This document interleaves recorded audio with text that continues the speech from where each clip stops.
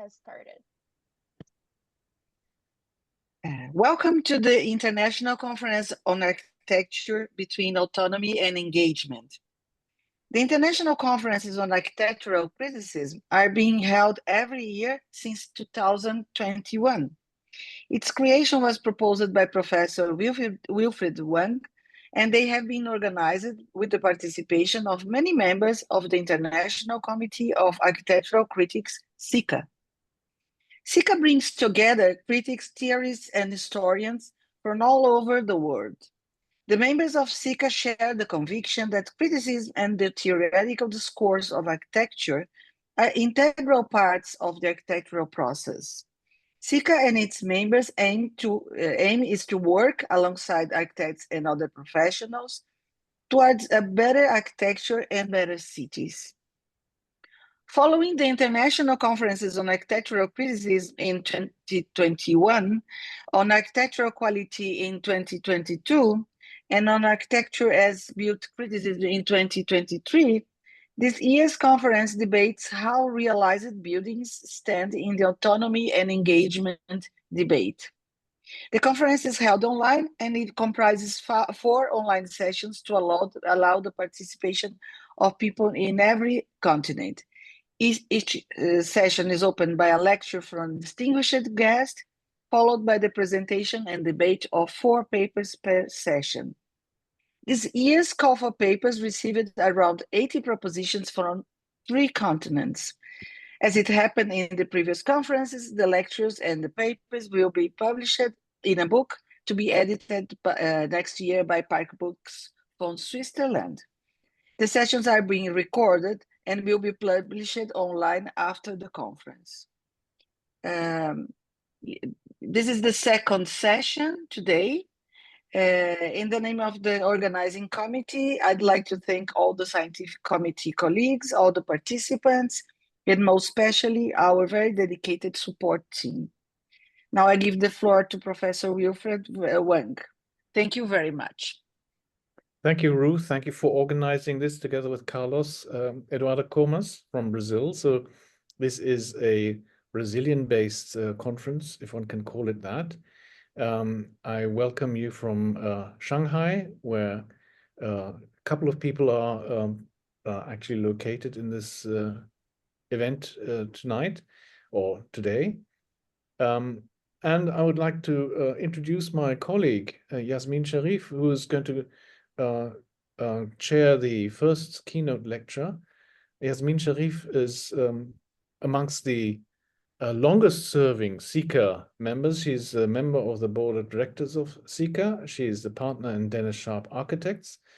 She has a distinguished career as an architect in Britain and has connections with East Africa and other regions of this world. So we very much count on the experience and the global view that YASMIN has, with particular emphasis on the very pressing crisis of the climate.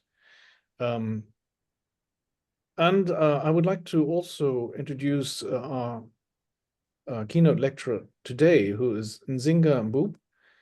She's based in Dakar and has an office which she co-partners with Nicolas Rondet, if I pronounce this properly. I'm not sure.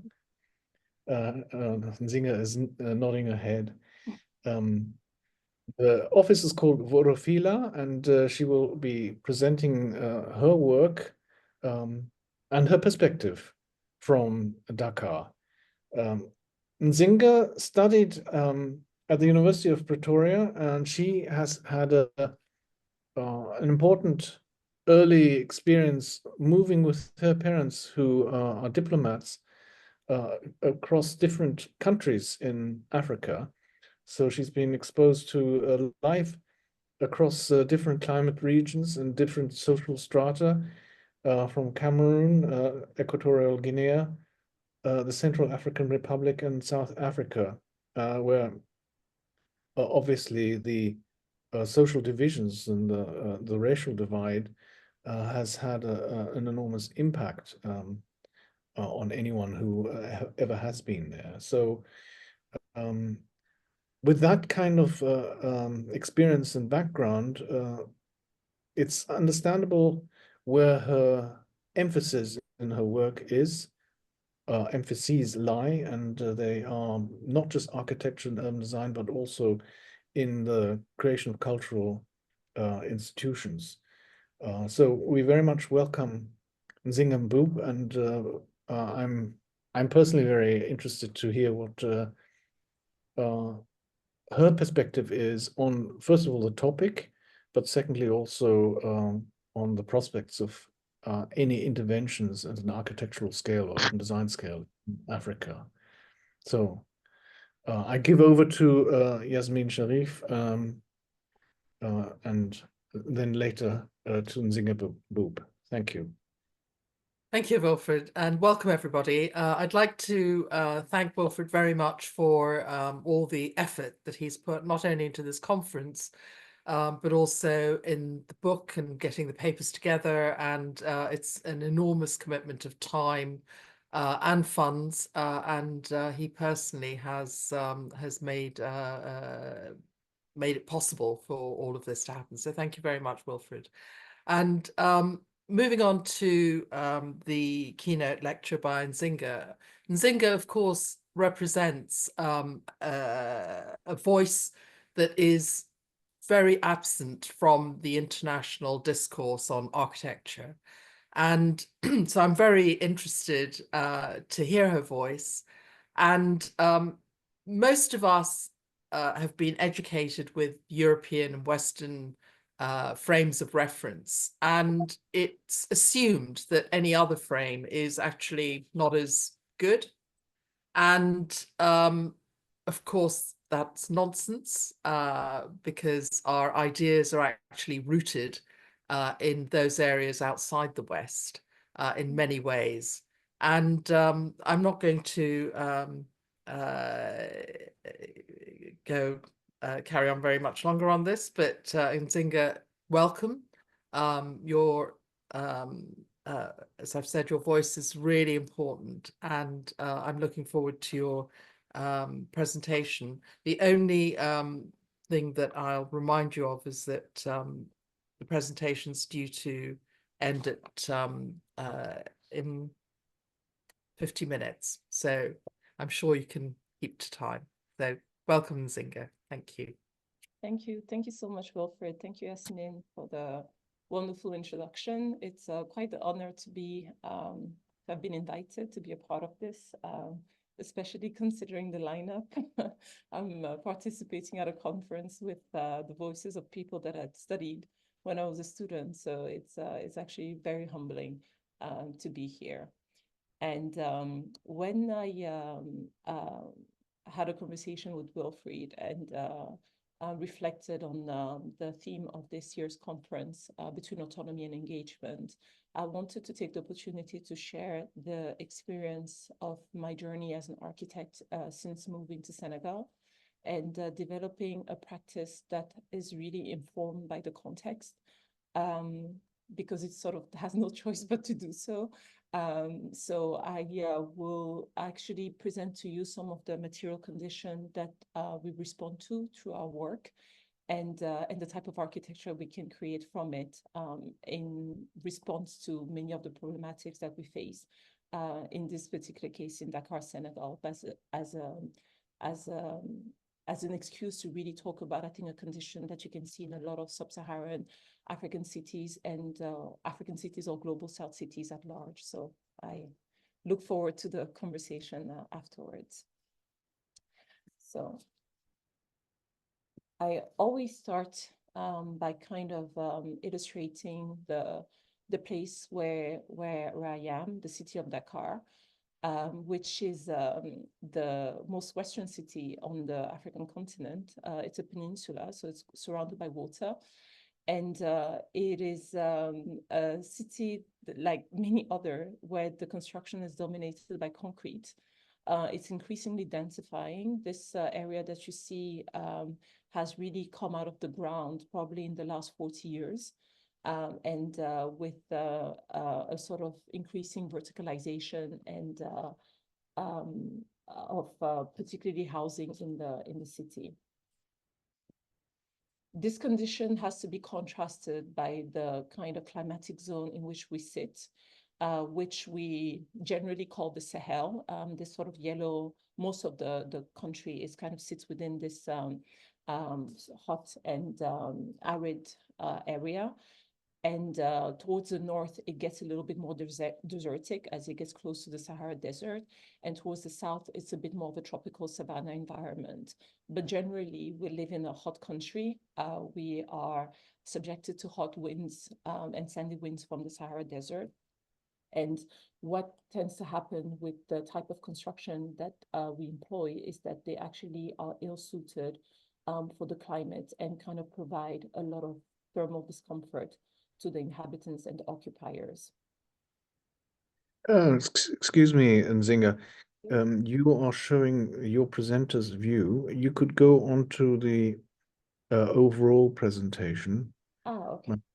Might be, yeah. Is that better? Thank you. Okay. So looking at one of the areas of study that we look at, because it teaches us a lot about geography in general, is traditional architecture, because of the way in which it tells us about the materials that are available in a particular place. And also the way in which the materials are used are always a response to the climate and a response to any sort of like social cultural condition.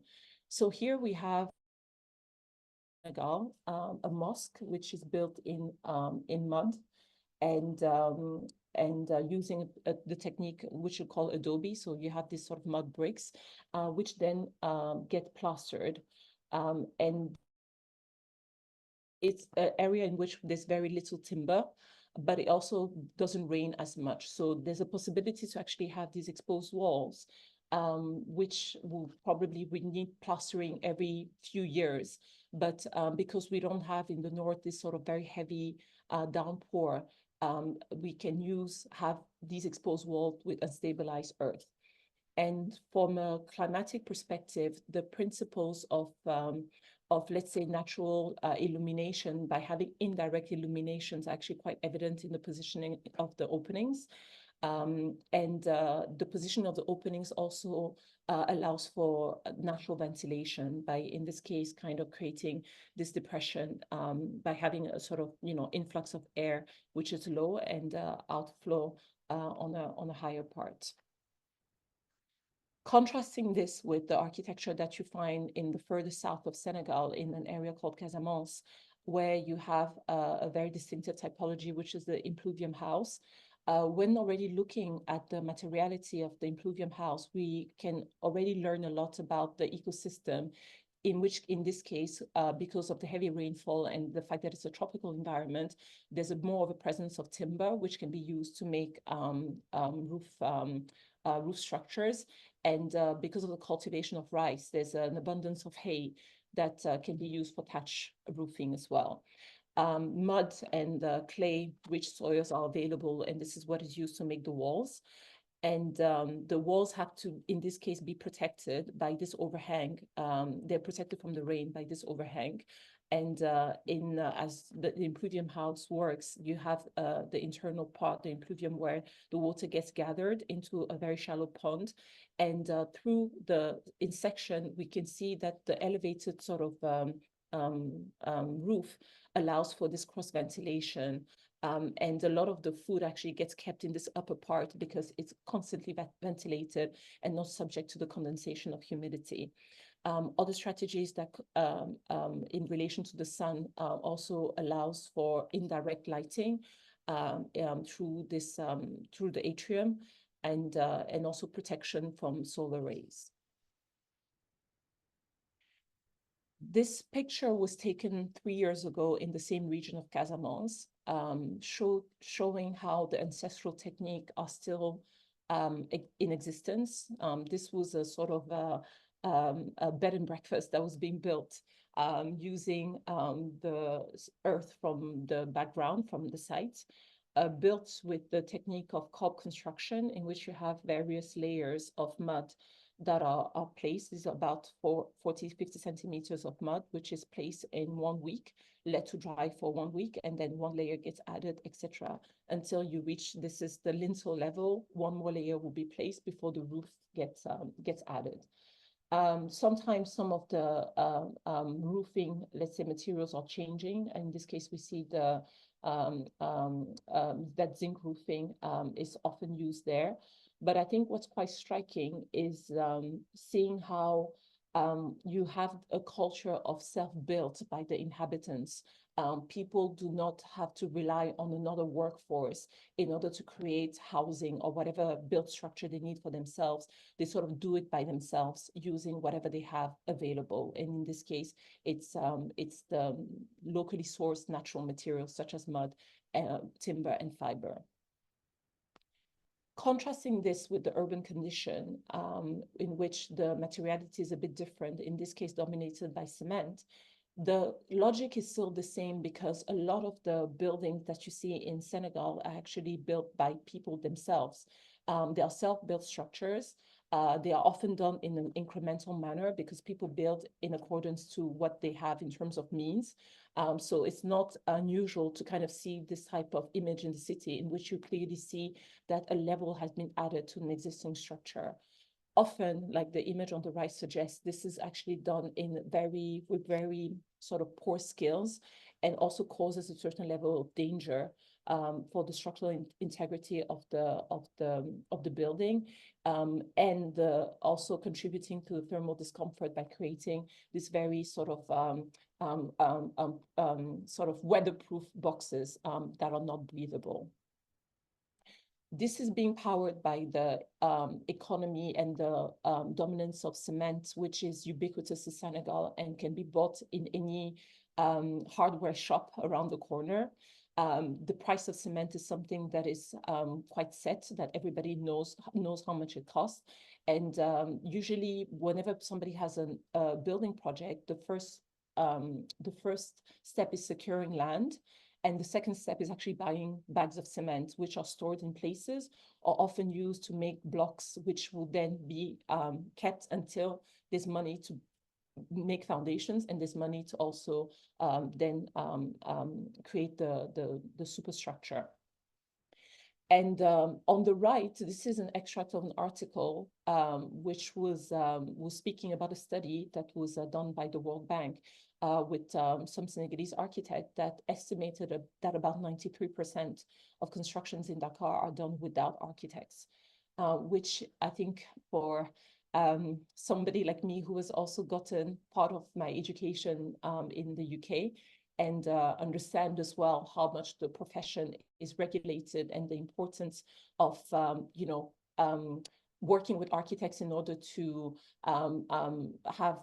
create secure environments, working with either with architects or with engineer, and then moving into a place where essentially the architect is very marginal.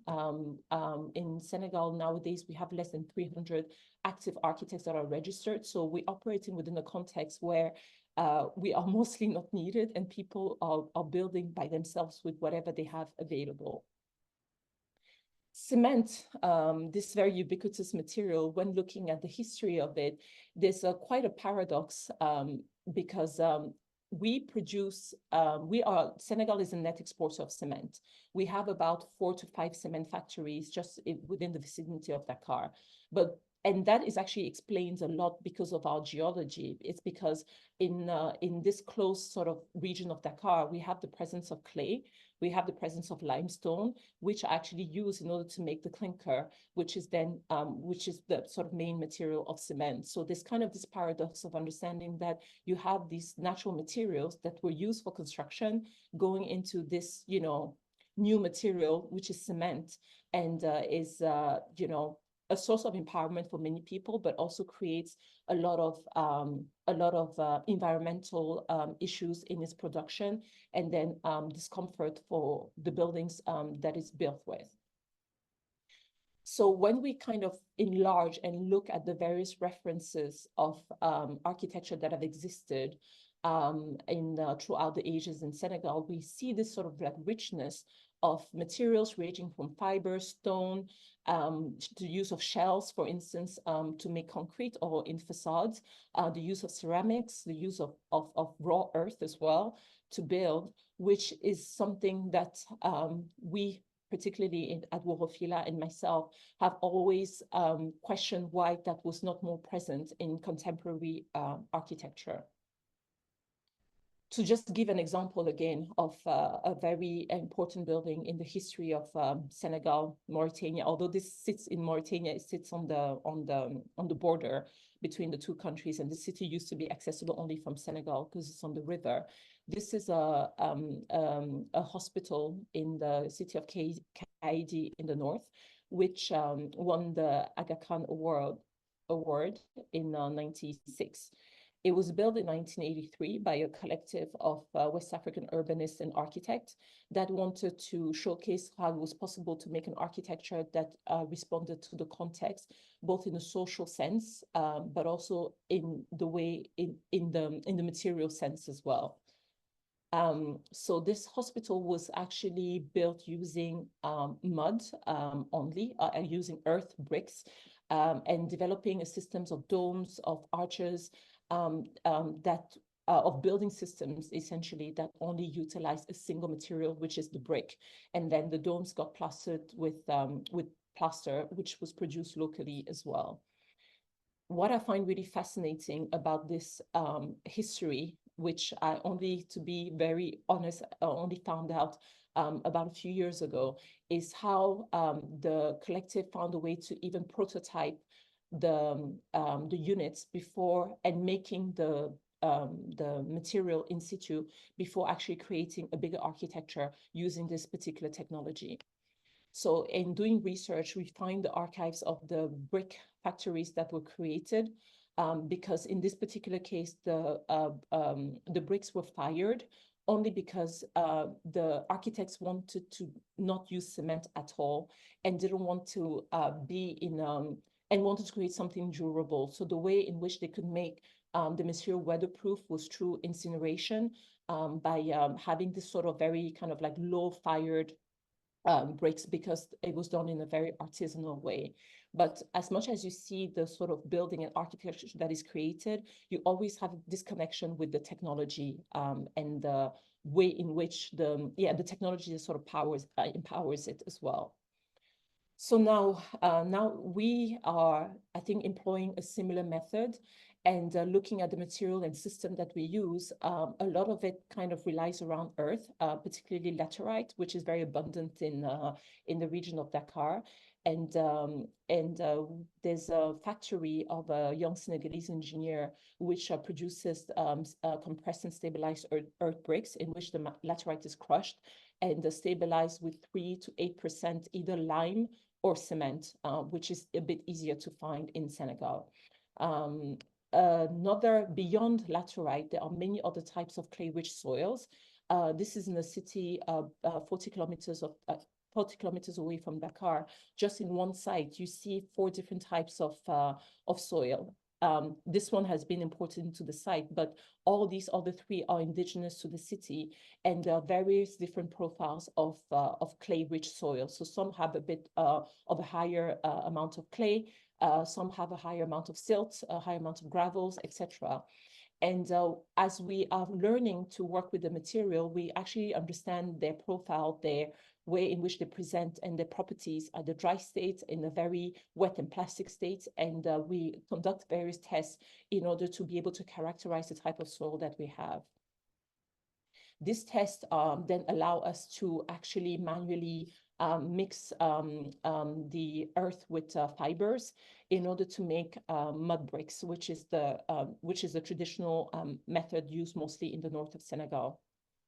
And Tifa is another main resource that we work with, which is an aquatic plant. It's an invasive plant as well. It grows very abundantly and very quickly in brackish water. And once it's dried, and when you look at the structure of Tifa, it has a lot of it has like an alveolar structure, and possesses really great insulation properties, quite similar to hemp. And it has to be, the process of utilizing it is quite simple. It's cut, dried, crushed by hand, and then made into these beam blocks. It's sort of mixed with clay as well, and made into these beam blocks, which we are able to use to make flat roofs. Because as you've seen from the original image in Dakar, we have a lot of flat roofs, and that's usually the facade that takes more of the sun. So by substituting the concrete blocks and actually putting a material that, by making this, by putting these Tifa and earthen blocks that are insulating, there's a great benefit for thermal comfort that we can have in the housing. Now, to just showcase a little bit some of the projects we've done, and I always, as much as we want to develop an architecture with this material system, with each of the project, there's always a kind of story on which we had to respond to a particular material condition to make them happen. The first project I wanted to show you is the Cœur Mouben, which is in Sandou. It's a coastal town, which is mostly residential. And the basis of our architecture is looking at the ways in which we can provide thermal comfort through passive methods. And one of the most effective ways of doing that is through natural ventilation. By looking at the sort of wind direction, we can kind of carefully position openings within the build structure in order to ensure that we have constant circulation of air. Then in terms of the morphology, this, maybe if I just go back, this sort of very kind of spread out house is actually an echo to the traditional way of living, in which you have various separate units organized around the central space. So this is actually expressed in the general architecture, and seeing these various blocks with each this sort of color and material expression and height, this sort of individually expressed. And this was one of the first projects in which I used the CSCB and wanted to find ways to actually work with the particularity of working with bricks by expressing that materiality as well. And also by ensuring that the walls were actually load bearing and were able to actually act as a sort of a thermal buffer. The advantage of working with raw earth, especially with thick walls, is in the way in which they provide thermal resistance.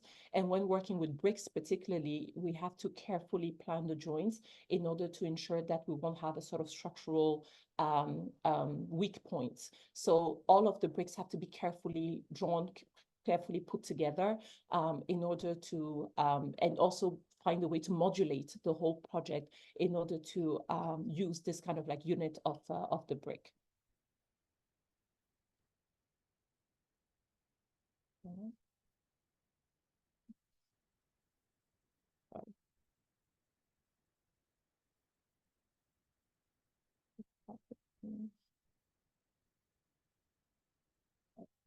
Sorry.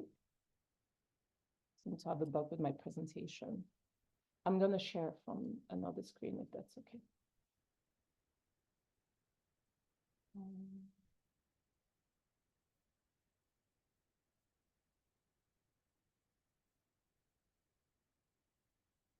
Can you all see?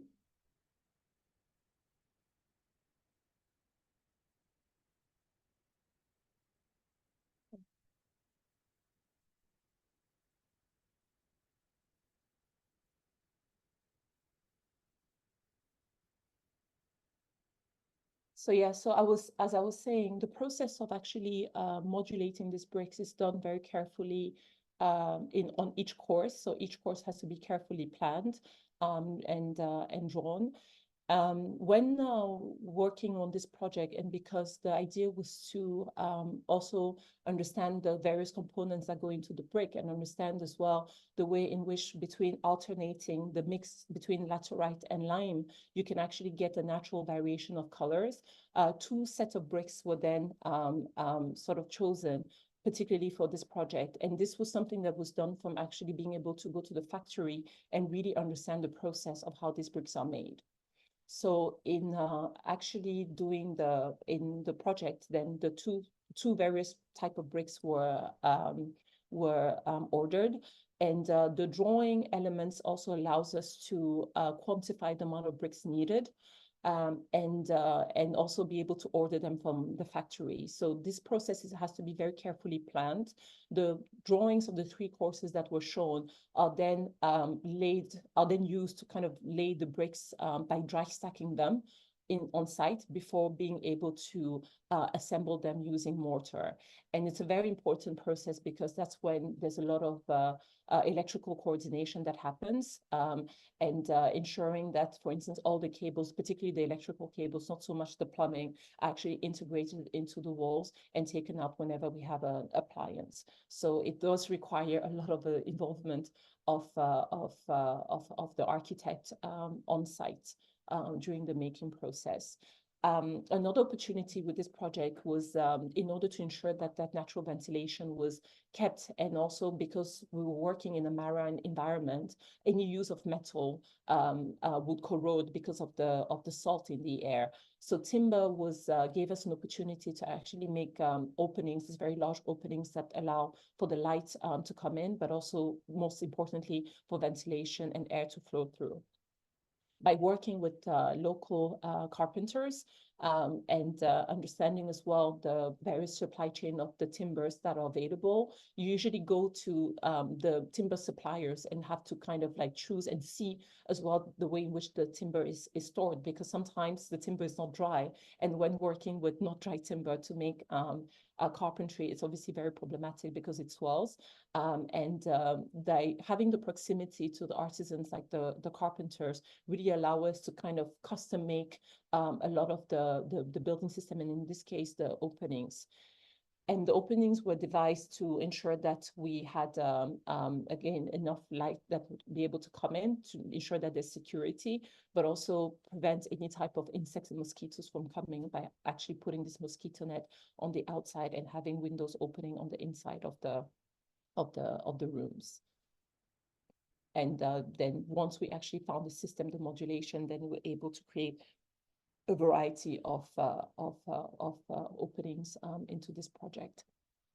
This is the Tifa and earth blocks, which you see at the background, the beams that were used in this sort of beam and block system to make flat roofs. And on the foreground are actually just flat panels, which actually used just to insulate a wall or roof as well. But this is mostly for just walls because it's much thinner. And I speak about this because these are made at the time when we were doing the project, they were only made in the factory of Elementaire that also produces the CSCBs. And when it was time to actually insulate the roofs for this housing project, which were meant to be done with the system on the lower right part of the screen, those beams were not available during the process of construction. They only were available towards the end because there was an issue with the electricity at the place, and the Tifa couldn't be crushed for some months. So in order not to stall the construction process, then we sort of had to adapt to how to what we would use. And knowing that we wanted to use this material to insulate the roof, on the top picture, the concrete roof was placed and then the insulation was placed above it before obviously like putting waterproofing and the finish on top of it. And in another context, we actually could only use woven panels that are about 10 centimeters thick in order to insulate the roof. Understanding that these are also non-accessible roofs. So the most important thing was to really find a way to work with whatever we had in order to create this layer of insulation, which ended up working. So inadvertently, this project became a bit of an experimental one in which various roofs have a different composition of earth and Tifa, but they're all insulated and was just done as a response to the condition of the project at the time. This is a housing project which, again, like with the previous one, actually has a very similar language in having these various sort of units that are assembled around a common space, which is used mostly for ventilation.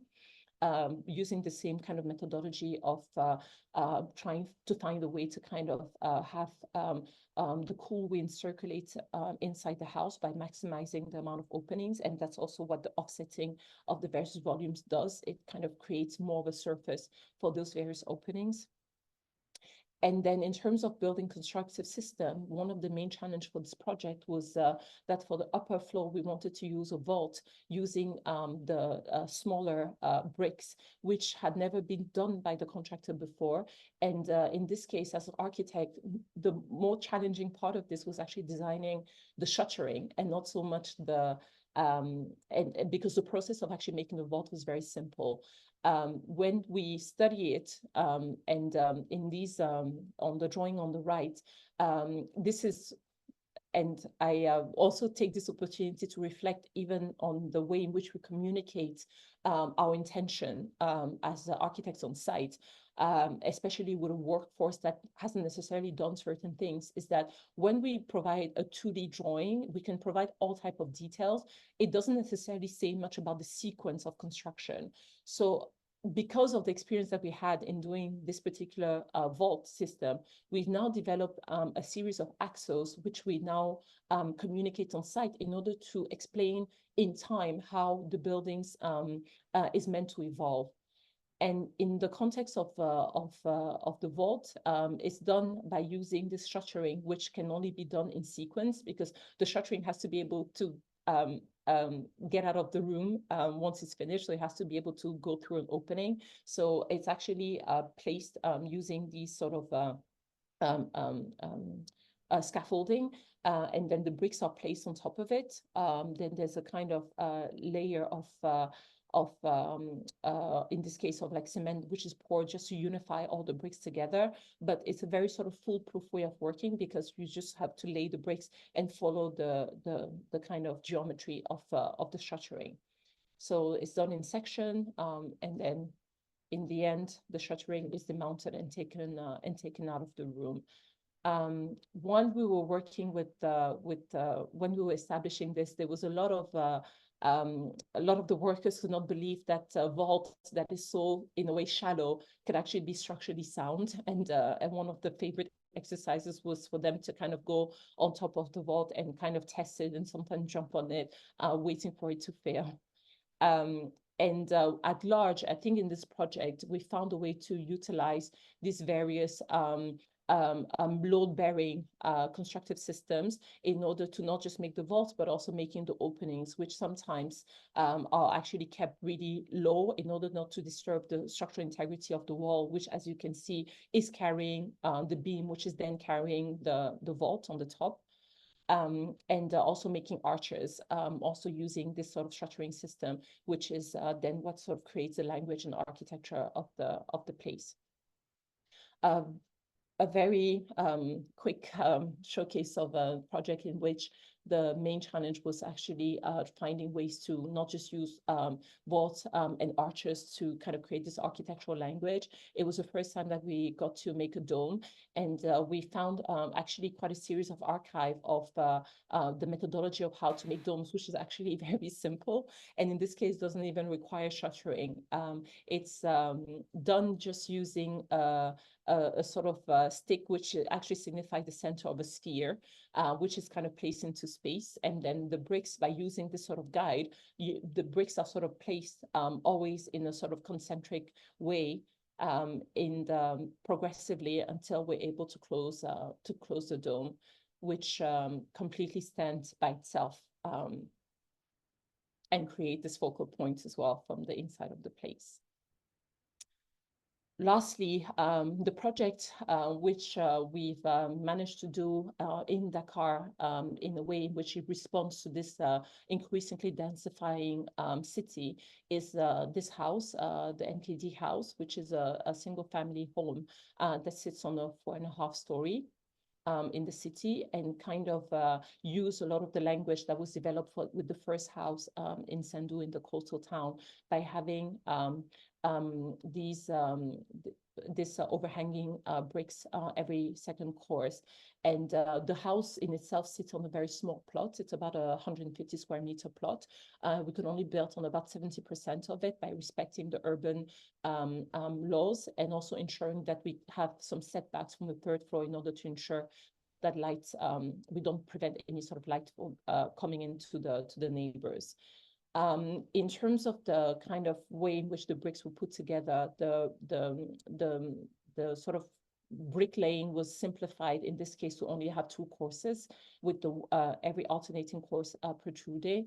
And as much as we draw this, we always make mock-ups on site by also creating some various variations to help the client choose, to help also train the workers in order for them to understand how this is going to be done on the project at large. And then we obviously modulate the building and the openings in order to kind of fit the sizing of this brick to prevent any types of cut or any type of weird detail. And also using the sort of smaller vaults in this case, are able to create structural floors. In this case, we have intermediate floors, and we also have roof systems that are created using these smaller vaults, which are then also part of the finishing of the project. So it's very important for us to express this materiality through the architecture and not to hide it as well. So in this case, you see how the building has been put together. You also get to see the sort of natural color of the soil. And again, to go back to the bioclimatic aspect of the architecture, is always ensuring that we have, through the various atrium, we get natural light, the same way that it was done in traditional architecture. We ensure that we have natural ventilation as well. And in this particular case, we are even able to use a pool of water in order to ensure that we have a sort of cooling by evapotranspiration, and the air being recirculated through the rooms. In sort of a semi-conclusion and or epilogue, we've reached a point where we understand that many of the projects that we've done have used the technology of CSCB, which is still something that is often done in the factory, as much as it's low tech and doesn't require, it just requires to have a manual press. We still found out that it requires a certain amount of knowledge and a certain amount of technology, which cannot compete with that of cement, which is literally found everywhere. So as a response to this condition, we are now starting to reflect on how we can go from the sort of usual construction, which is done by the layman using concrete, to more sustainable constructive system.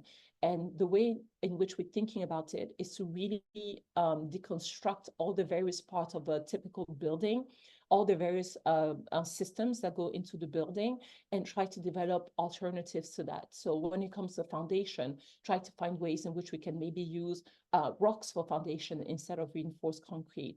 Various wall systems, which we've seen in traditional architecture, from adobe to cob construction or wattle and daub. Same thing with the floors, which we've already showcased in many of our buildings, is how we can use these very, again, low-tech systems to provide thermal comfort, and do the same even with openings, which have to be sort of, when we really think about it, we even question the necessity of actually using glass in a window.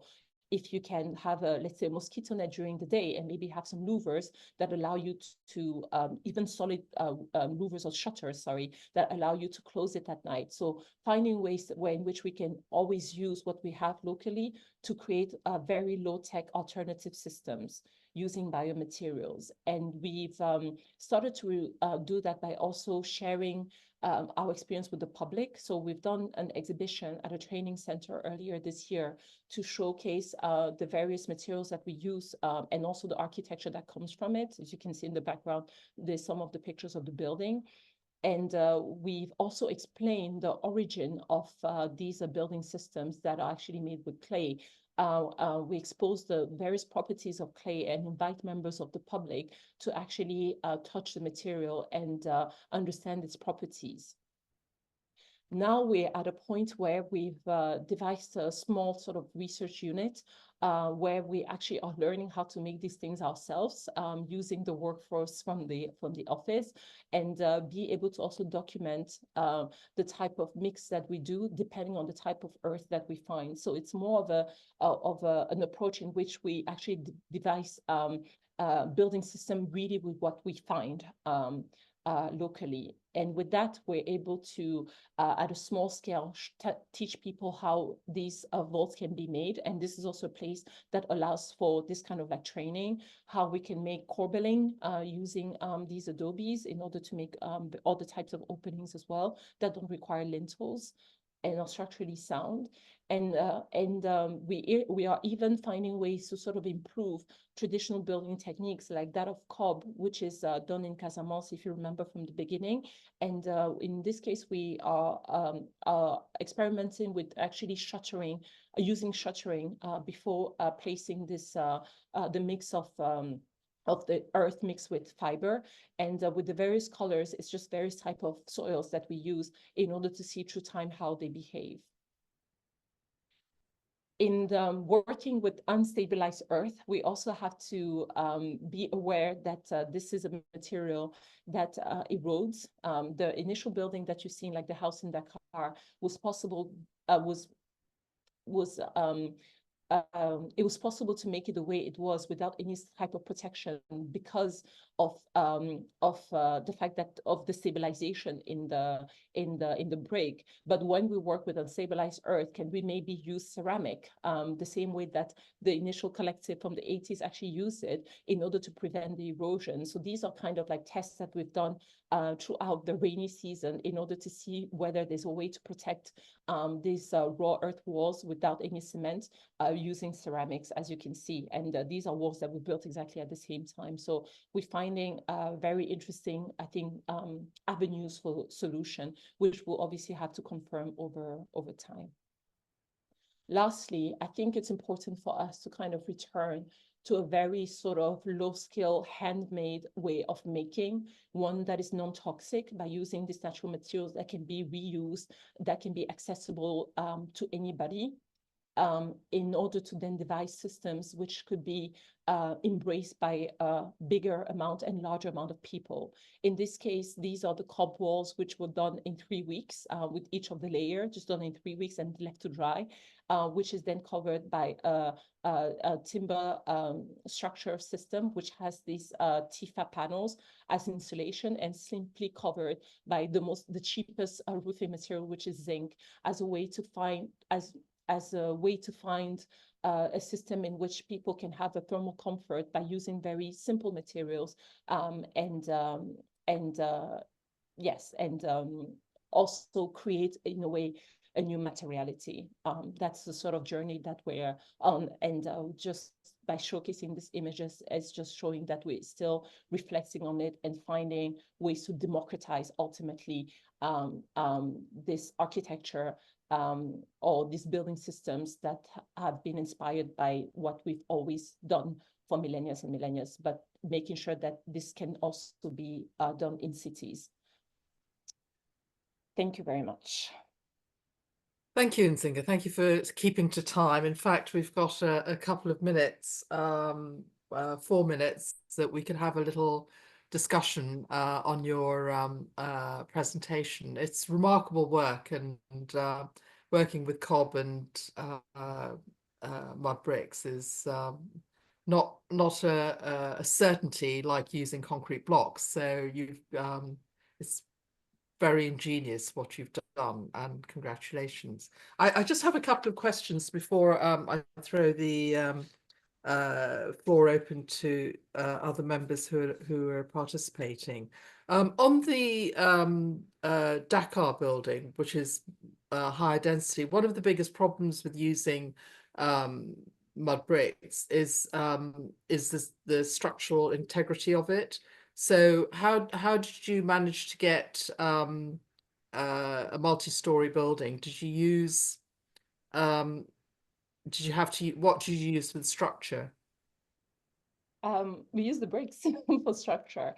So the history, actually, maybe if I go back to the plan, it's a bit more evident. Because you can see the sizing of the walls. So Right. because initially when we started designing the project, we wanted it to be entirely 100% load bearing with the bricks. What happened is that when the engineer came back with the sizing of the walls, they were all between 50 and 60 centimeters thick. As you can still see that some of the walls are, which obviously on a 150 square meter plot, it actually takes away from the space. And because of that, we then found a way to actually have a hybrid structure in which we were able to actually reduce the thickness of the walls by actually adding some concrete columns, but only in one axis, on the long axis, in order to then have both the walls and the sort of the concrete columns just act as reinforcement, to be honest. And that just allowed us to reduce the thickness. But in some of the cases, as you can see in the middle, we still kept the load-bearing earth wall. And on the short axis, on the sort of 10 meters wide axis, there are no columns. All that you see here are only the mud walls, which are then carrying the beam that sits on top of it. So we found a way to hybridize it, but we keep saying to people that it is possible. It wasn't just because we knew that the earth wouldn't work. It's just that we were tight for space. If you take examples, obviously, of architecture in Yemen, in Sana'a, for instance, I think there's no doubt of how high you can go by using load-bearing earth structures. And the second thing in Dakar, I mean, it's an area of very high rainfall. Mm-hmm.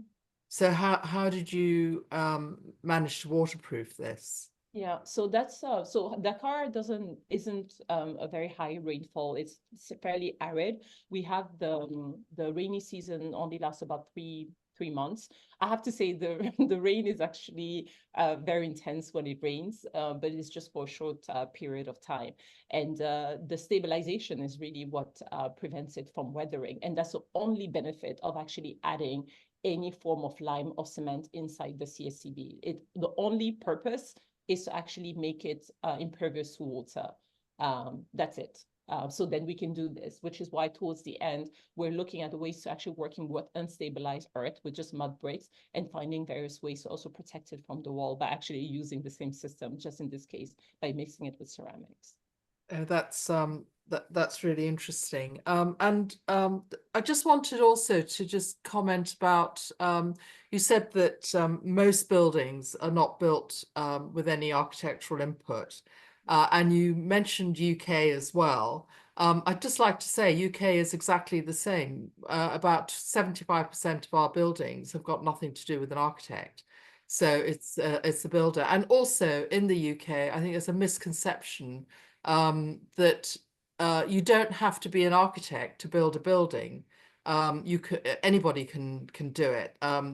The term architect is protected, but anybody can do it. So it's like you can't call yourself a doctor, but you can practice medicine. You can't call yourself an architect, but you can do exactly what an architect does. So these are some of the issues that we're grappling with here.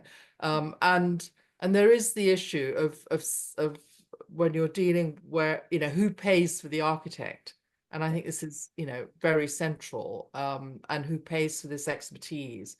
And you can use very low cost materials, but you've then got to be very careful about making sure that they're structurally sound. And so it does need that extra bit of expertise in order to make sure that these very low tech buildings and systems actually work. Mm-hmm. Did you want to add anything on that? No, just saying that I find that condition very interesting, and I think it's a challenge for us architects to find a way to also redefine where we can be of use, because I think even just caring about the security and well-being of people, what are the very unique ways in which we can again be of use. And in our particular case, we actually found that training and education were also very important for that reason. Did anybody else want to? There is a question in the chat by Jean Ren. Mhm.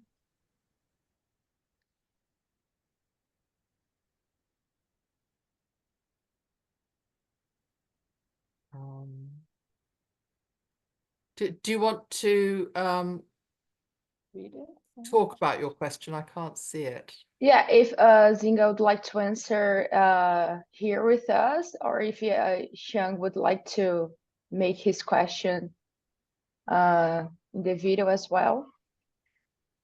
Going to see it. Sorry, I don't mind to just following that because I want to save time. Hi, Zinga. Nice afternoon, Castle. So thank you very much for showing your beautiful projects using biomaterials and the regenerative design. And my question is to echo our conference theme on autonomy and engagement, that I think it's two parts. The first is to what extent your material decisions is based on the local economy and project budget, because we know that sometimes when you reinvent something, or when you develop something new ecologically that is not familiar in the local building system, and that will cost more. So I'd like to know how you balance that leaning to the external engagement from this economical perspective. But also I would like to return back to the idea of autonomy, wondering what is your understanding of architecture fundamentals from your practice? Thank you. Okay. Sorry, the last question was my understanding of architectural fundamentals. Okay. Of that autonomy. Okay. It's a bit of a trickier question, but on the first one, I think there's a very distinctive tie between our time and the budget of the project. So in a way, I think when we are using systems that require, like with the CSCB, you saw all the various drawings that we had to do, how we had to count the bricks and be on site and ensure that, you know, they laid a particular way. That is not sustainable. For us. It's not sustainable for the client to pay us to, you know, be on site 3 times a week just to kind of like, you know, make sure that the building is built a certain way. And I think in a way, as much as this could actually justify our existence, we actually want to reject it, because our understanding of what the general system is and our want and our sort of desire to be able to make this type of buildings accessible to a wide amount of people had to make us question this way of building. So in a way, we're kind of moving away from it to actually find some simpler and more accessible systems, which upon training, and I think training also has to be done in a ways that people can actually understand the fundamentals, which is why we've actually gone back to actually just understanding the soil. Nowadays, I could get any type of like clay-rich soil from Senegal, and by already looking at it, understanding what can be done with it. And this is not based on, I could send it to the lab, you know, but I think it's kind of based on this ancestral and intuitive knowledge, which just has to be practiced, but can be accessible to anybody. It's not because I'm trained as an architect that I have this knowledge. And the people that we're actually working with are students. Some are just, you know, masons. Some are people that don't necessarily have very high skill, but we believe that this technology is accessible to everybody. And I think that's now the way in which we're trying to then devise an architecture really based on this very ubiquitous, simple building systems, which I don't know if in that sense it kind of answers the second question, but we do want to give people autonomy. Ultimately, this is what this is about. Give autonomy to even be able to build ultimately without an architect, because this is what was done before. Buildings were made in a way that suited the context, but while the fundamentals and the rules of the materials and of the climate were really understood. So we're in the process of kind of re-injecting that in the public consciousness. Thank you. Do we have any other questions? Yes, Elias. Thank you for this wonderful presentation. I just wanted to make one point, and I find the educational aspect and research of what you're doing with your work is very important vis-a-vis the amount of self-built work that exists there. The point I wanted to make is that by looking again at the basic elements, bricks instead of cement, and the process of construction, and actually experimenting in every project, making different things, walls, etc., I had the feeling that we see the way in which classical forms of architecture and vernacular forms of architecture meet each other, the way in which classical forms arise from vernacular forms.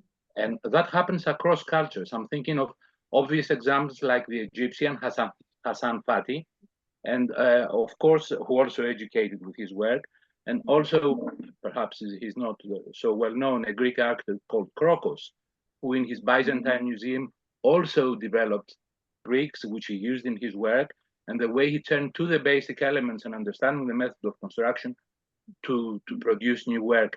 And it's the similarity even between the forms of your buildings and these buildings across cultures is really shocking for me, interesting. So thank you very much. Thank you. Thank you, Lars. Sorry, NZINGA, did you want to reply? No, it's just Wilfred. Yes, that had a question. Well, I wanted to say that you are the example of an architect's engagement to establish the people's autonomy. And that is quite distinct from the Starchitect's autonomy in rejecting any kind of cultural engagement through their work. So, you know, it could not be more diametrically opposite to the kind of current star system. And I think you are, in that sense, a paradigm. And that brings to mind that, you know, in vernacular conditions, there was no such thing as copyright. And what you're doing is you're establishing the right to copy.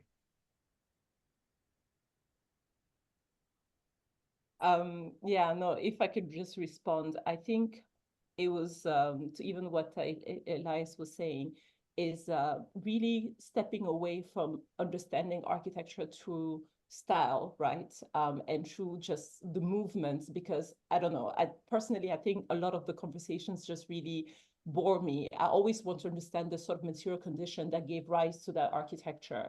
And I think it's very clear in many of the traditional, any form of like vernacular is not just traditional, including in cities. You see a lot of building systems that are just repeated and used by many people. And I think those are really powerful in the way in which they kind of remain in the spirit of a particular place. And yeah, and Wilfred, what you were saying about trying to, it's almost very not counterintuitive. There are moments where we wonder whether we want to make the architect disappear in a way, but I think we also are armed with the tools, if we can use them, to actually make our knowledge and science to contribute to, let's say, the greater good without it being centered on ourselves in a way. And also understanding the journey of the practice as well through the series of traditions and forefathers that have been there, you know, people like the collective that I showed you, the Adawa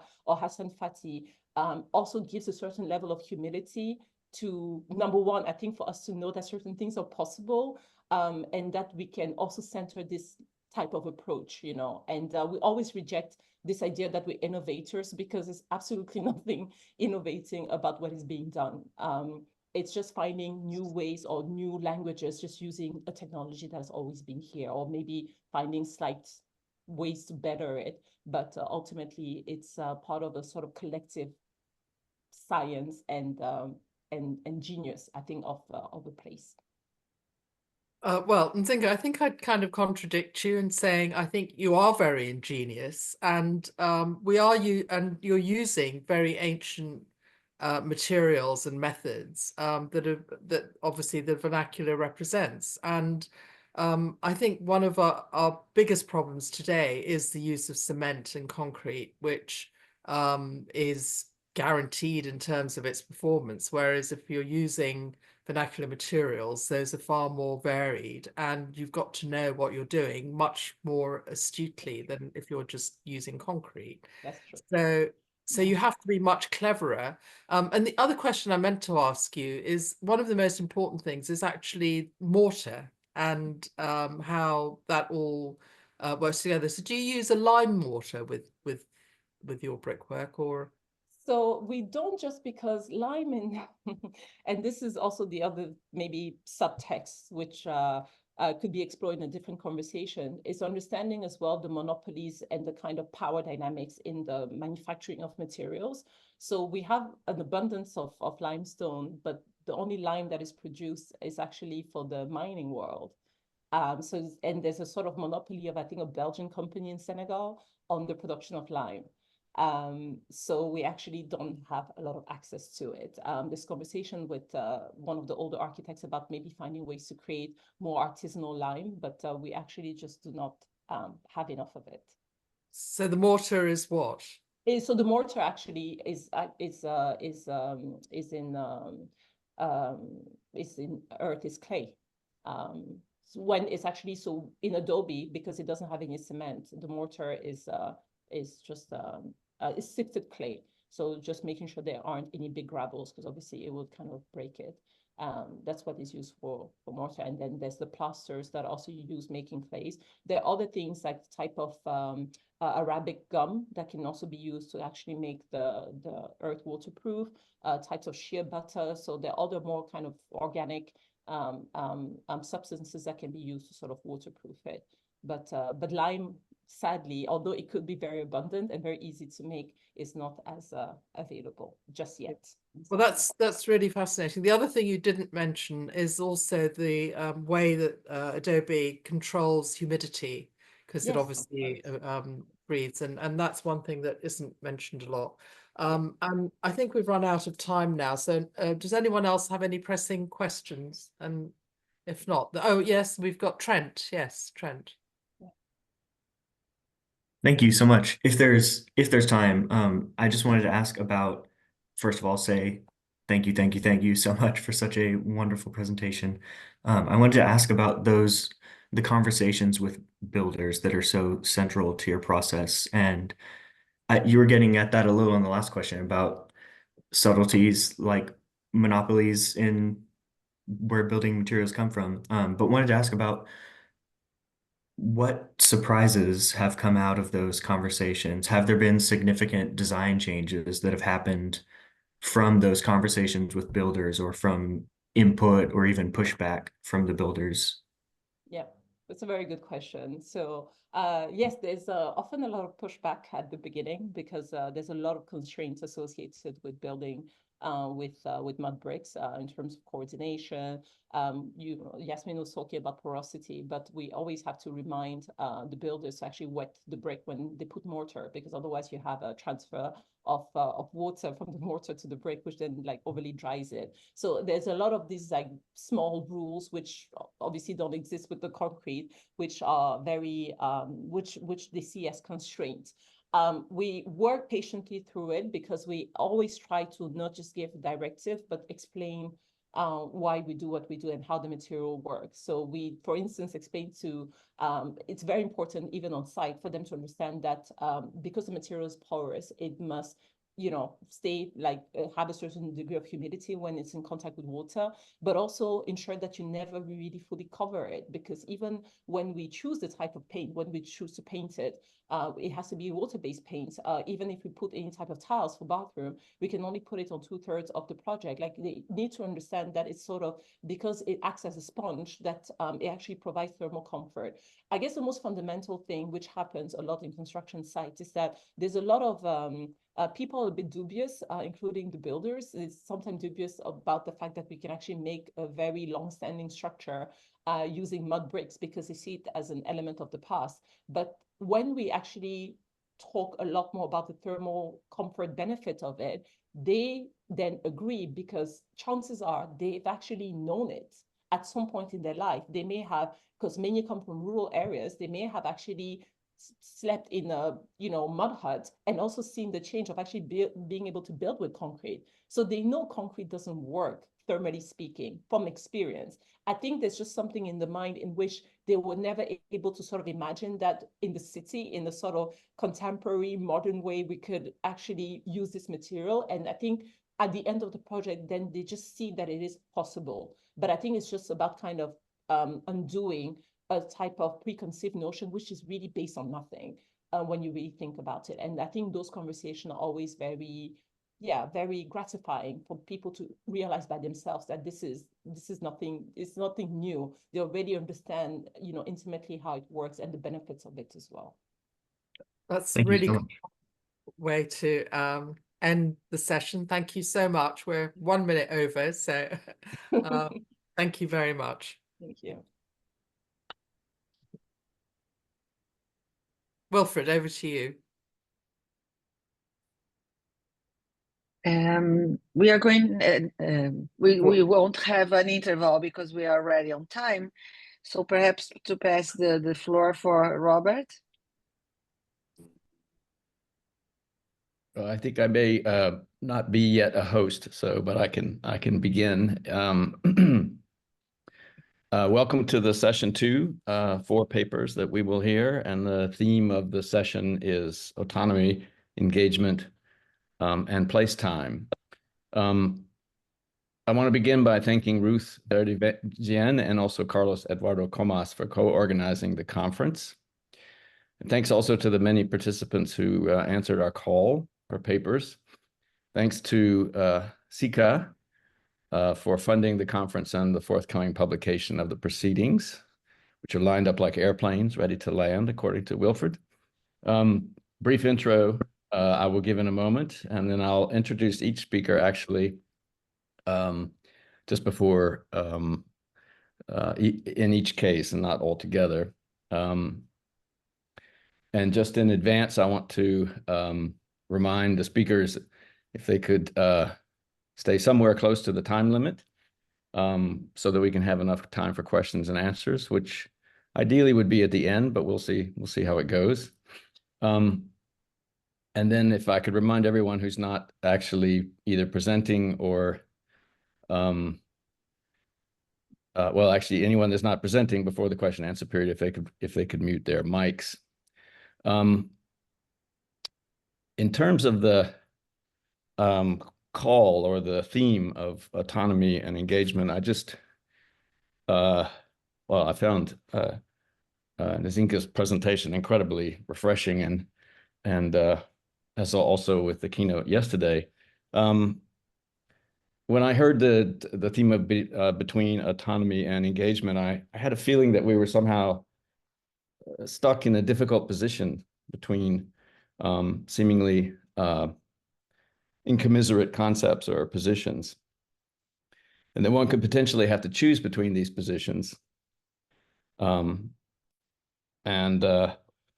As a practicing architect, I would suggest that any autonomy that architecture can be said to possess arises actually directly from its engagement with and inextricable entwinement in the life world.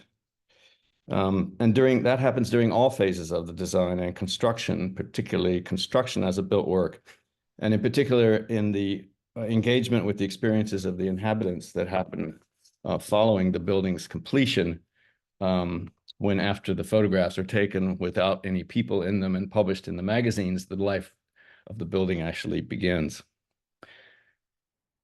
So with that, if people are able to, I'm assuming people can hear me because I'm not sure I'm a host yet. Yes, we are hearing. Okay, very good. You are a host. Oh, I am a host. All right. Well, with that, I will start with our first presenter, if she is ready. Gabriela Naranjo Serrano is an Ecuadorian architect. She obtained her professional degree from the Pontificia Universidad Católica del Ecuador in 2008. In addition, she's a specialist in history and criticism of architecture and urbanism from the University of Buenos Aires, 2010, and a master in theory and practice of architectural project from the Polytechnic University of Catalonia, 2014. And currently she is a PhD candidate in architectural projects at the University in Catalonia. Her professional practice is developed within the collective C/ELC, with whom she has won several national and international awards, including the Pan American Award in Architectural Intervention of the Biennale Architecture of Quito in 2020, EAQ 2020, and the nomination for the Mies Crown Hall Americas Prize in 2022, so-called IMSHEP.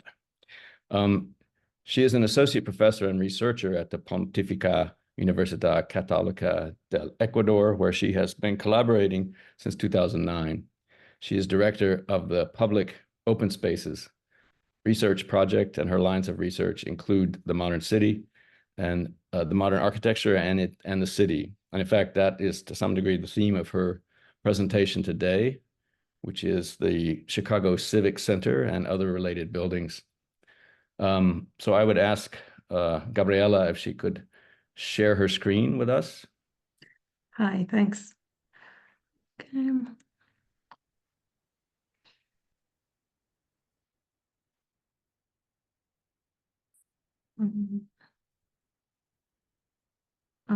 Can you confirm if it's okay? Yes, that's Yes. fine. Okay. Well, first, good morning, everyone, and thanks to the International Conference on Architecture for the space to present my work, the Chicago's Lineal Core, Slabs, and String of Plazas from 1959 to 1974. And this is where the work is focused, are the Chicago's loop plazas, which are a spatial extension of some of the most important projects of the era, the Chicago Civic Center, the First National Bank, and the Federal Center. And this section is composed of 5 blocks, and we will see how these blocks and the plazas they create allow for action and relationships to take place. And here, the urban core appears as one of the most important concepts, and is defined as the dynamic points of the cities where urban life takes place, and it's a changing entity in time, and the cradle for activities and social and relationships. And the loop remained as the active center of Chicago despite of the development plans for the city. First, we have the 1909 Burham Plan. It's an unexecuted plan, actually, under the principles of the City Beautiful movement that sought to displace the core with a government center to the west. And here's the loop, and here is where it was supposed to be in the plan. And the 1947 Mile Magnificent by Arthur Rubloff that proposed the north of the river development with high-rise apartments, commercial spaces, and public buildings in a garden setting. But the loop character as a dynamic point was emphasized in 1958 in the development plan for the central area of Chicago. And to make Chicago one of the most desirable cities in the world in which to live and work, this plan took up some of the principles of Burham's, especially to beautify the city through the lakefront development and the creation of parks and plazas, and took into consideration several of the needs that were evident at that time, like a government and a civic center, among some other infrastructure. And the creation of these 2 centers was intended to centralize and establish new and improved office space for city, county, state, and federal governments.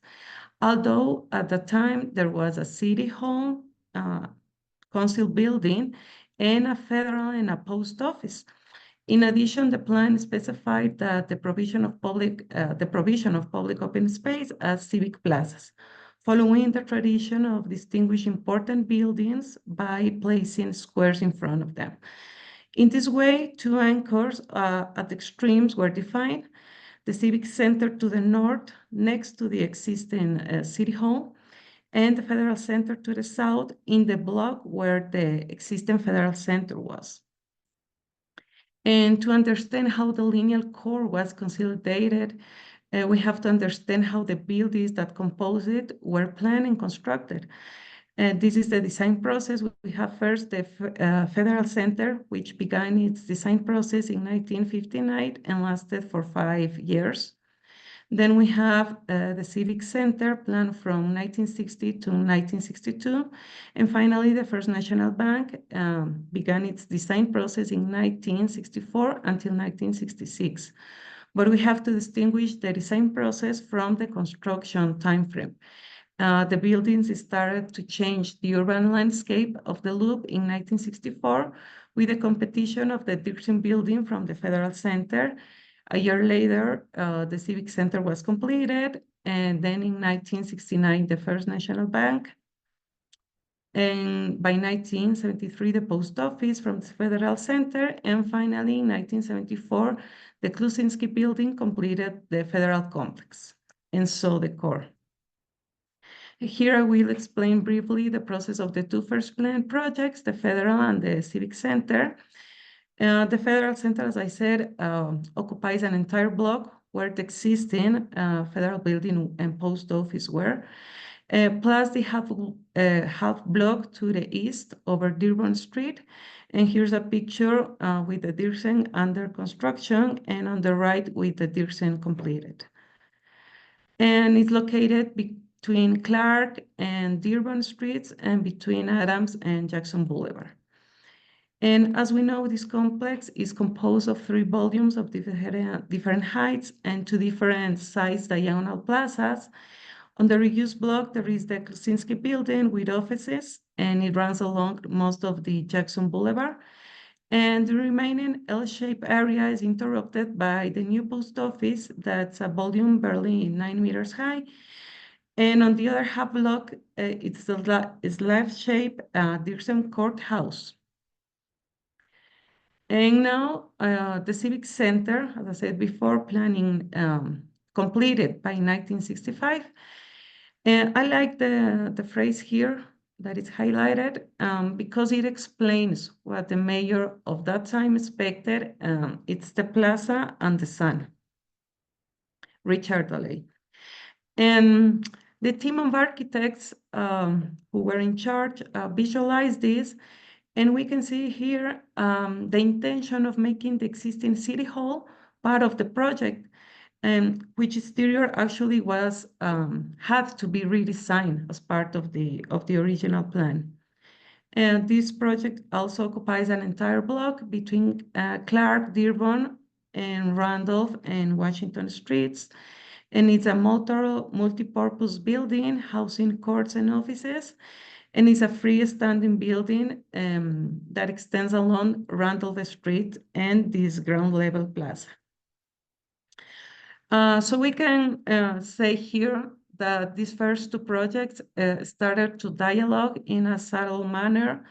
First, we have the analogous L-shaped configuration of both projects, the Dirksen Courthouse and the Kluczynski building from the Federal Center.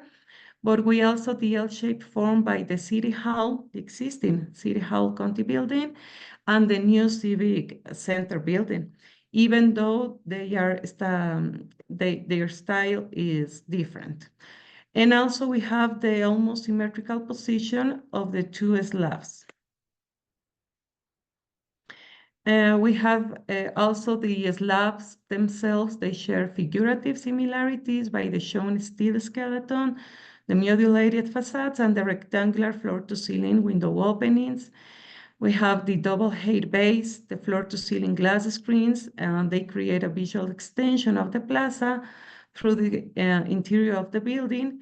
And they both create the effect of this tower that levitates 9 meters above the plaza. We have also the covered corridor around the perimeter. And finally, we have the frontages from the plazas that in both cases are made up of 2 buildings. In the case of the Federal building, we have the Edison and the Marquette. And in the case of the Civic Center, we have the Brunswick and the First United Church skyscraper.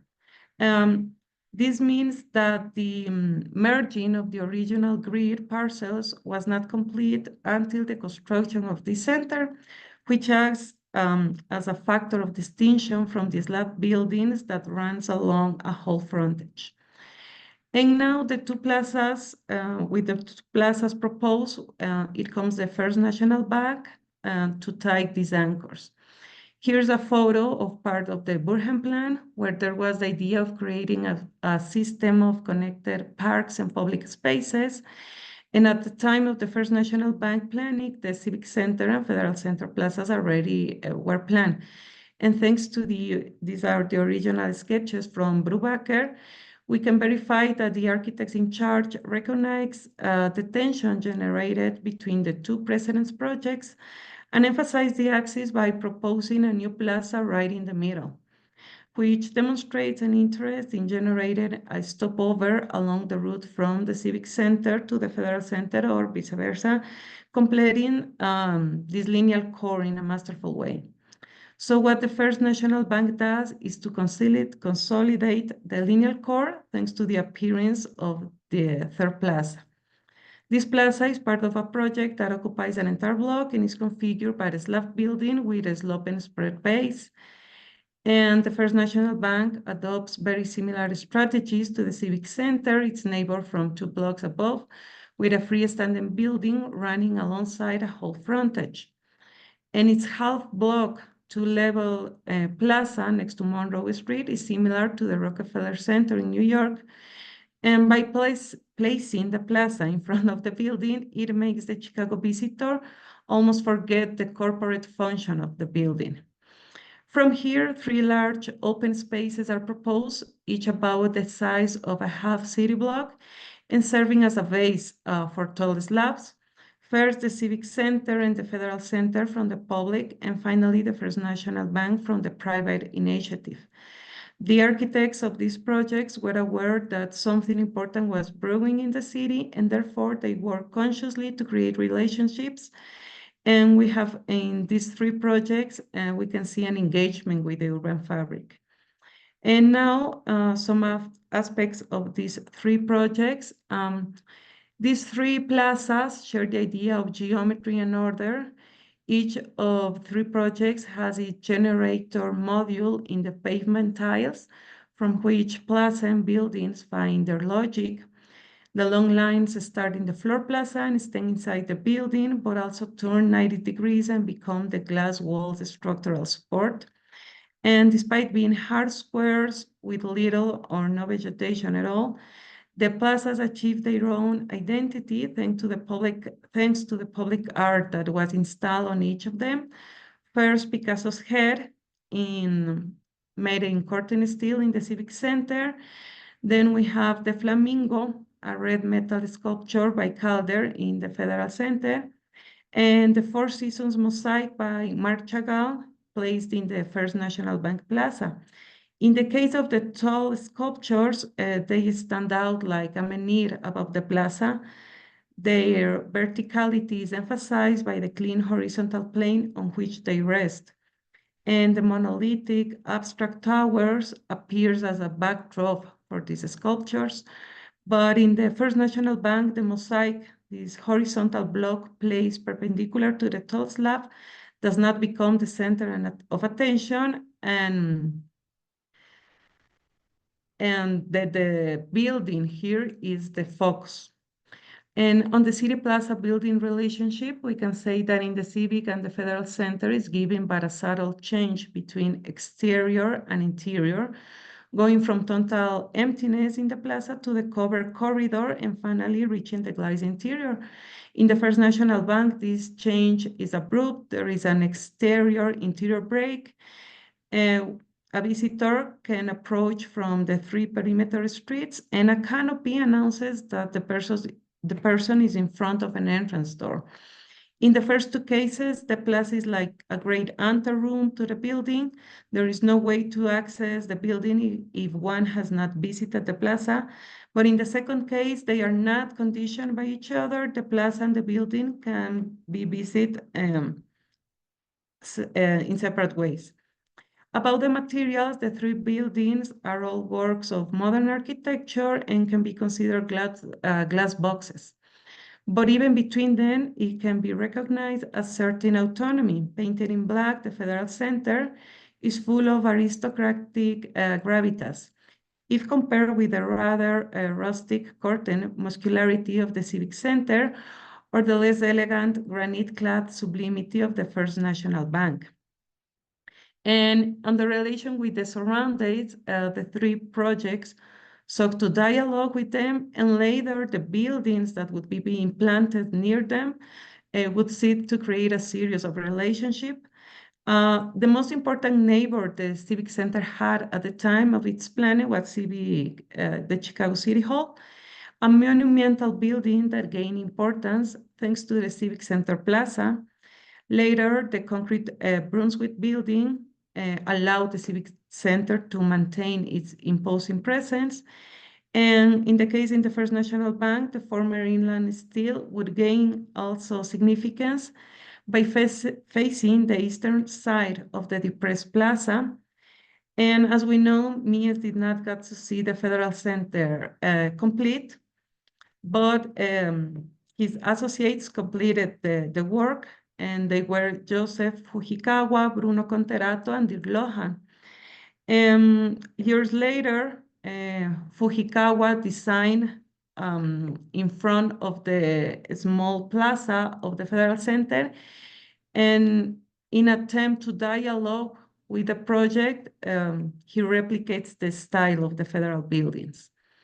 And now some final thoughts about this core. We can say chronologically that the Burhan plan, everything was uniform, monolithic, with a few monuments that stand out. But in the Rublev plan appear scattered buildings of the functional city.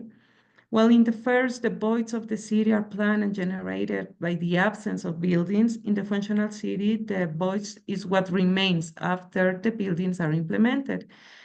In the 1958 plan, both postulates will be combined, and it will be modern architecture that breaks with the regularity and rigidity and establishes a rhythm to cause unexpected pauses in the city, changing the loop's pedestrian dynamics from an axial and rectilinear movement to a more spontaneous and less directed.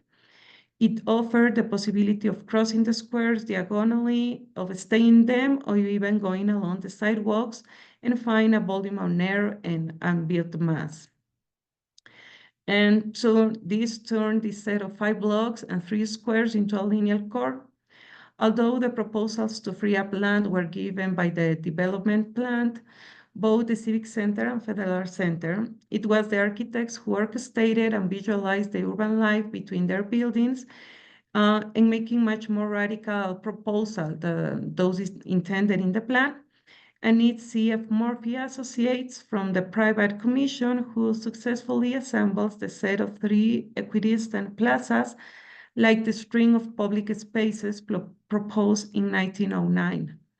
In this sense, it is essential to recognize that the success of the linear core lies in the tension between the buildings that respected and still respect the original morphology and those that broke its logic. It's absurd to suppose that if all buildings constructed since the Civic Center had adopted its principles, this part of the loop will still be this dynamic core. The modern architects, by following some traditional urban design principles, gain unexpected space for the city, converting space of private plots into unplanned public spaces, and thus promoting citizen encounters and provided great urban quality in their vicinity, thanks to the way they were incorporated into the environment. These buildings engage with the existing urban fabric and evoke monumentality and autonomy that becomes present in the architecture. Thanks.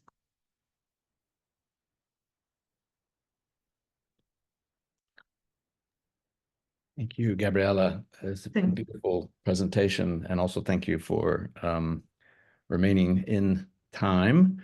I'm sure there are a lot of questions. I think perhaps we'll just move forward, Wilfred, to the next presentation, and then if we begin to accumulate time, perhaps. Well, I think that what we have done last time, yesterday, was to maybe allow pressing questions, and then okay. Any other more general questions that could be addressed to all 4 or 5 presenters at the end in the big discussion.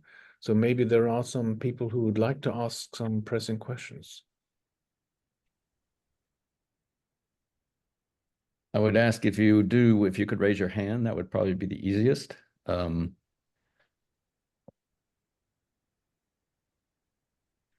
I had just towards the end, I had myself a question. I mean, I think that your final point, there's two things. One is that having experienced Chicago, being in the Midwest of the United States, in the wintertime, the positioning of those towers and what they do with the wind and the shade can make the spaces really uninhabitable in some ways. So there is a kind of lack of understanding of the thermal dynamics in some ways, but that's obviously shared with a whole generation of architects. And I think your final point was very interesting about the issue of how many exceptions can there be to the rule of the street front. And this is not something that Americans are particularly good at, though Chicago is a pretty solid city. So I think it's an excellent place to study this, because there are many cities, including my own here in St. Louis, that that have precious little street front left, so that the exceptions are the rule. And of course, that leads to a different kind of way of moving through the urban fabric. And I guess the third question that we could talk about perhaps later would be the issue of the actual history of how these spaces have been used by the public. And in particular, it'd be interesting to know the one that is, so to speak, a contribution from the private, because those, especially during some recent protests, those have turned out not to be so public because the private takes the space back over. In the case of the bank, which is in some ways a key piece of this sequence of spaces that you're describing. So, I don't know if you want to make a response to that, or if other people want to weigh in here. Yes, actually, I wanted to clarify this is important in the First National Bank Plaza, which is the press, like the Rockefeller Center. So we can say that the plaza was actually privatized thanks to this condition, while in the others you have the street level and it's a continuous of the city. So yes, the condition is very different. And when you read Brubaker oral history, you can say that actually it was like something they had to do. They have to depress the plaza, but even they give this a space, no? Which is important. I think that you're allowed to see the inland steam, for example, from Clark's. I think that's important. Well, I do think that the Rockefeller Center is something that hovers over the presentation. And the exception that Rockefeller Center makes in New York is actually quite different in its mid-block location and its refuge, and to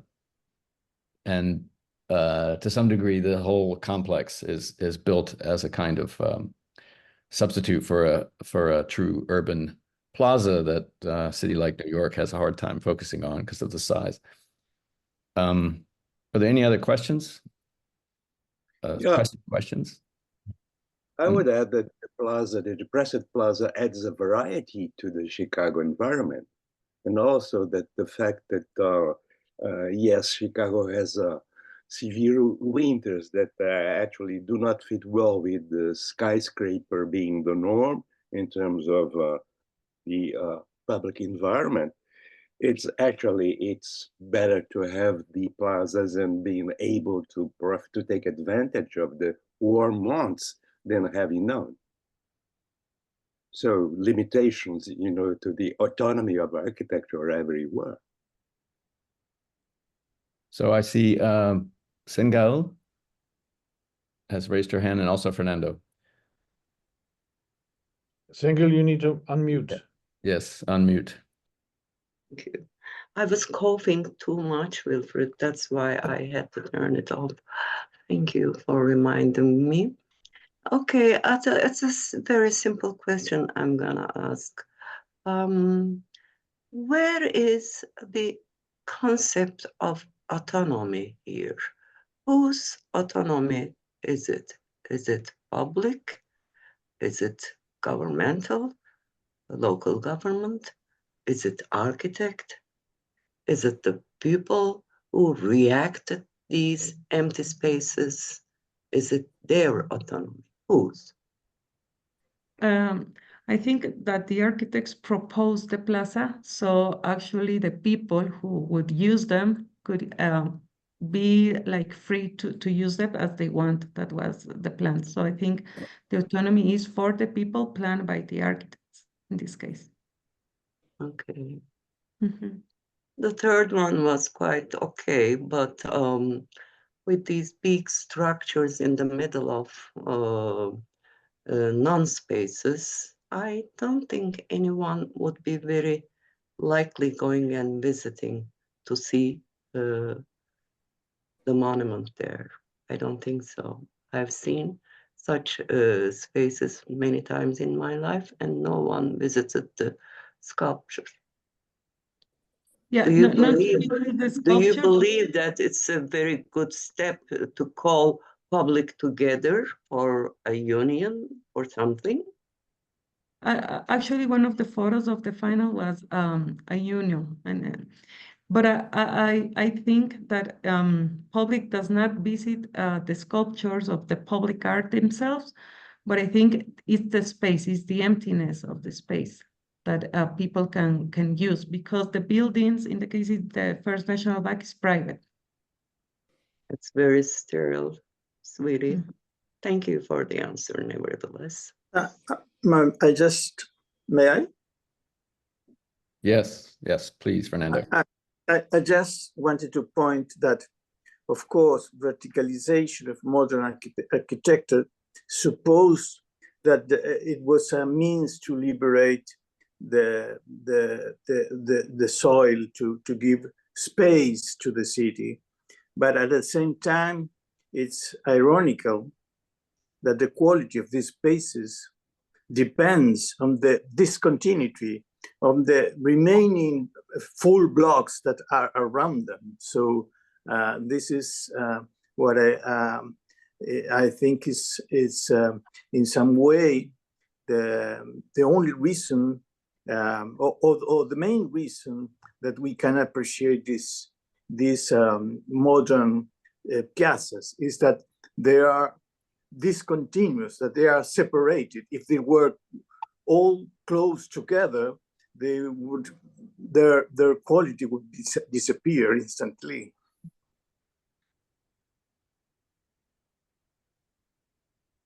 Thank you. Wilfred has his physical hand up. Because I don't actually have I don't have a doesn't- function to raise a hand as a host somehow. It's very strange. Anyway, thank you very much for a comprehensive presentation. It's fascinating to see how these things develop. Each time urban fabrics have grown, there have been jumps in scale.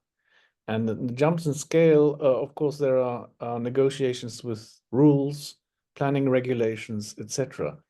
So if we accept that, the Burnham Plan was passé, something else was in the making, I think it's very important to give some inkling of an account of the negotiations that were going on between the developers, architects, and the city authorities to go around the urban regulations, the plan, the rules that were in place, and what kind of negotiations were going on. So I would say that the rules are actually forcing developers to engage in the civic culture, and everything that was done to negotiate a path out of those rules were acts of autonomy to try to establish something different. And so I think in that kind of an argument, it would be very useful to have an insight into the kind of complexities and the difficulties in the negotiations that these people had.